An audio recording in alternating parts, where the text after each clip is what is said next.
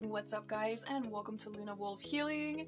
In this week's episode, we're doing something a little different. I'm sitting in a different area of my office in one of my favorite chairs, and so we're gonna actually talk today a little bit about perfectionism and how perfectionism, comes out, what it looks like, how it affects you, how perfectionism even comes, how it gets cultivated. So I'm going to give you some info on perfectionism. I'm going to share with you some causes around perfectionism, and then I'm going to share with you on some ways that you can overcome perfectionism and some ways that perfectionism has affected me and how I have personally overcome it as well. So I hope you enjoyed this week's episode. Let's get started. So did you actually know that there are actually 3 different types of perfectionism? There's self-oriented perfectionism, socially prescribed perfectionism, and other-oriented perfectionism. So what does this mean? So let's talk about the socially oriented perfectionism. So here it says that socially prescribed perfectionists are very self-critical. They feel immense pressure to be the best and worry that others will reject them if they're not. Perceived external standards, which can come from family, workplace culture, society, etc., can lead to anxiety and low confidence. Whereas other-oriented perfectionism says that perfectionists who are other-oriented, as in, they hold others to high standards and can be critical and judgmental of others, can leave destruction in their wake. So it's hard to build working relationships under these conditions, which is one of the reasons this variety is so detrimental. So other-oriented perfectionists really points to you wanting others to have this standard that you have as well. Self-oriented perfectionists, on the other hand, are organized and conscientious, okay? So they set high standards for themselves in their lives and their careers, but are able to go after their goals. High self-oriented perfectionism is generally associated with the most adaptive traits, correlated with greater productivity and success, including resourcefulness and assertiveness. They show high rates of positive emotion and motivation. Crazy, right? So we have the 3 different types of perfectionism. 1, where you're extremely hard on yourself. 2, where you're extremely hard on others. And then 3 is really where it sounds kind of like you have these high standards, but with a realistic expectation. So now let's mosey on to a little bit more info, shall we? So perfectionism really is when you're overly concerned with making mistakes, right? And have a fear of social evaluation. You also may have strong reactions to imperfection as well. And then did you know that perfectionism is one of the most complained about symptoms in adults who have ADHD? So those of us with ADHD, sounds as though it's that much more likely that you're gonna have some perfectionism in some way, shape, or form if you have ADHD. So basically perfectionism is just you really having these high standards, right? And very high standards, expectations on yourself, on others, and on the life that you live. Now, perfectionism typically comes because of a few things, such as childhood trauma, especially childhood trauma where there was affection that was withheld from you, so you felt that you needed to be a certain way or do certain things or have certain expectations in order to receive love. The main cause of perfectionism is the fear of judgment and rejection from others. It's just believing that your self-worth is rooted in your achievements. Now let's discuss some of the things that perfectionism causes within us, so then we really start to see why perfectionism is actually something that we need to work on and let go of. So perfectionism causes low self-esteem. It causes depression, anxiety, eating disorders. It'll affect your quality of life, it'll affect your relationships, it's going to affect your work. There's actually going to be a huge decrease in your productivity because if you are struggling with perfectionism, there's a high chance that you're also doing a lot of procrastination. And this is really because perfectionism is that all or nothing type thinking. So if you don't feel like it's perfect all, then you're not going to do it at all, nothing. When you're struggling with perfectionism, there's this sense of increased vulnerability, simply because you're putting so much pressure on yourself. Perfectionism really ultimately means that there's this high need for control, and so you yourself are going to be controlling in situations.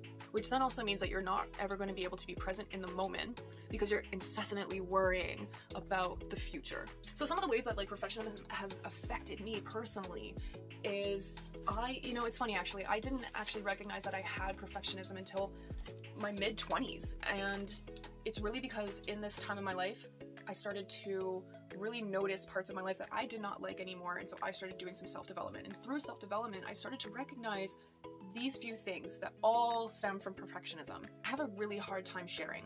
I have a hard time sharing my feelings. I have a hard time sharing my needs or my desires. I have a hard time sharing my truth and my wisdom and my experiences, all because of the fear of rejection and judgment.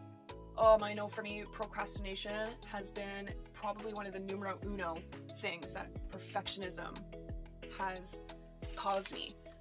Because of perfectionism, I didn't start my business until age 29 when I had the biggest life-threatening situation occur, and where I was forced to then change.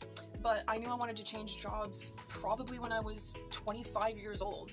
But I procrastinated in taking that leap because I didn't think that I was good enough, worthy. I didn't think I was smart enough or that I could do it, and it's all based around perfectionism. So kind of goes hand in hand with my procrastination was that I kept myself small. I kept myself from actually tapping into and fulfilling my potential because of fear of mistakes and failure, right? I know I've been highly sensitive to feedback and criticism. Again, this kind of goes hand in hand with that judgment and rejection from others.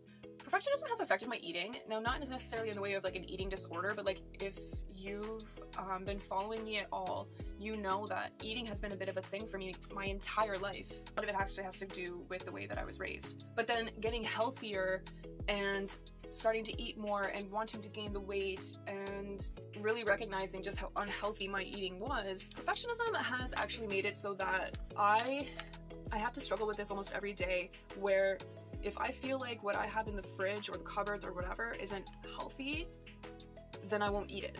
I'd rather be hungry than eat that chocolate bar if I don't have, hummus and vegetables. If I don't have hummus and vegetables and all I have is cereal and milk, then the chances of me deciding I'd rather just be hungry than eat that bowl of cereal is quite high. And this is actually something that doctors and I have been working with, so don't worry, we're working on it, but be aware that that's another way that perfectionism could be affecting you. It could be affecting your eating habits, and it can be affecting your eating habits in an unhealthy way. Perfectionism has actually affected my spirituality and my spiritual journey. My coach will say this multiple times, but in almost every single session we have to say, that's your perfectionism talking. That's not your intuition. That's your perfectionism trying to keep you small and keep you safe. So when I'm pulling cards, when I'm praying, when I'm doing rituals, there's this part of me that's like, are you even doing this right? Perfectionism. Instead of just letting me experience it and try it without there being any expectations and just being open to the experience, I have my perfectionism little friend in the back of my head interrupting that experience. So kind of same concept with my spirituality, my perfectionism has affected my mindset. It has caused me to be more worried about other people's judgments, other people's expectations, and making failures versus just mistakes and lessons, right? So perfectionism can keep your mindset very limited. And in fact, I will go on to say that perfectionism does keep your mindset limited. Because of my perfectionism, I have stopped doing things that I loved because I felt like I wasn't good enough. I stopped doing art and music, all because of perfectionism causing me frustration and, again, is this even good enough? It's that is this even good enough piece that perfectionism causes that stops us from fulfilling the things that we want to do. And then the last thing that I can say that I know right now off the top of my head consciously that perfectionism has caused me is having these extremely high expectations, which results in those expectations not being met because it's realistically unrealistic. And therefore, when my expectations aren't fulfilled, it causes me depression. And it just fulfills this whole I'm not good enough prophecy. So you can see how perfectionism can honestly just be an endless loop of crap. Okay, so now I want to talk about some ways that we can really start to overcome this perfectionism. And these are some of the things that I have done to start working on and working through my perfectionism. Number 1, being more aware of your perfectionist tendencies. Awareness is key, guys, so any video that I'm going to spit out at you is probably going to have something around awareness on it. So just become aware of your perfectionistic tendencies. 2, focus on the positive. Perfectionism stops us from seeing the good that we're doing or that other people are doing or the good that's happening around you in that situation. So allow yourself to be more positive and you're going to start to see the more positive things around you. Number 3, allow for mistakes. Seriously. Like Miss Frizzle said, make mistakes get messy, right? Or make mistakes get messy. Like that's what, like, we're meant to do this. As human beings, we're not supposed to live safe, protected lives. We're supposed to get out there, get messy, make mistakes. So go out there and allow yourself to try new things and just be new. Setting reasonable goals. Now, this actually still has a bit of a double-edged sword here because in this community, we strive for very big things. We want to reach that full potential that we have as souls in this human experience. Now, if you know you have really big goals, okay? For an example, you know, you want to be a millionaire, okay? But you're making 40K right now in your job. All right. I don't want you to take away the I want to be a millionaire goal of yours. No. Even though it's unrealistic right now. But what I want you to do is to keep that main goal, but then come up with reasonable, actionable steps that you can start to take now so that you can start to get to that bigger goal. Okay? Okay. Start getting used to receiving criticism and allowing it to just be words. So this is really important because I don't want you guys to just accept every little piece of criticism or feedback that enters your life, but I want you to be open to it and be able to distinguish between what's actually true to you and serves you versus what doesn't. So again, this is going to take practice. Start taking the pressure off. Start taking the pressure off. If there's something, I guarantee there's something in your life that you're being a perfectionistic on that doesn't need that perfectionism. So I invite you to reflect on your life and to reflect on the things that you know are putting a lot of pressure on yourself. Like, what are things that you're doing that's putting a lot of pressure on you? And how can you go about alleviating that pressure? Stop fucking procrastinating. If it's something that you need to go do, go fucking do it. So even if that means scheduling it in, putting it, adding it to your to-do list, I don't care what it is, but if it's something, whatever that thing is that you keep putting off because of perfectionism, just go start, just go do it. Tell your perfectionist brain to fuck off for 5 minutes and just start. The trick with procrastination, honestly, more often than not, is the just starting aspect of it. So if you tell your perfectionist brain to fuck off for just 5 minutes and you get started, the chances of you getting in flow during that 5 minutes is high. So just get started. Cut out the negative bullshit. So this means negative people, negative experiences, negative media, social media, just any sort of negative influences that are in your life, cut it out. You have the control to do that, so fucking do it. Even if it's hard, it'll be better for you in the long run, I promise. Get support. Get support. It could be a friend, it could be a family member, it could be a partner. I know for a fucking fact that I would not be where I am today if I did not hire a coach. Hire a coach if that is something that is feasible for you. Go to therapy. I'm gonna put some links in the description box below for therapy and coaching. So, just for some added resources. When you're starting to work through your perfectionism, you're really going to have to start tapping into, leaning into, and cultivating self-love. So just, do yourself a favor and watch last week's episode there, okay? Then another really important aspect to working through your perfectionism, as I stated at the beginning of the video, that most of the time our perfectionism can stem from our childhood. Things that happened in our childhood that didn't make us feel safe. So, what does that mean then, my friends? It means that if you want to work through your perfectionism, you're gonna want to do some inner child work. I also have a video on inner child work as well. In fact, I did a whole entire inner child healing session So go ahead and check that out. And then the last few things to start overcoming your perfectionism is trying new things. Work on your attachment styles with others and yourself. And lastly, mirror work. I've gone into mirror work over the past few months, and it is fucking life-changing. You know, same with visualization techniques. Mirror work is something that doctors use, athletes use, CEOs use, lawyers use. You know, we've seen it done in TV shows, right? Where like maybe someone's trying to run a marathon or get a job, and they stare in the mirror and be like, you are gonna run, and you're gonna run so fast and so far. You know what I mean? So like, mirror work works. Mirror work works. Mirror work works for just about anything. So if you can get comfortable with standing in front of yourself, in front of the mirror, staring at yourself, staring into your eyes, and start doing the I am affirmations. I am perfectly imperfect just the way I am. I am getting this shit done today regardless of how much pressure I feel. I am.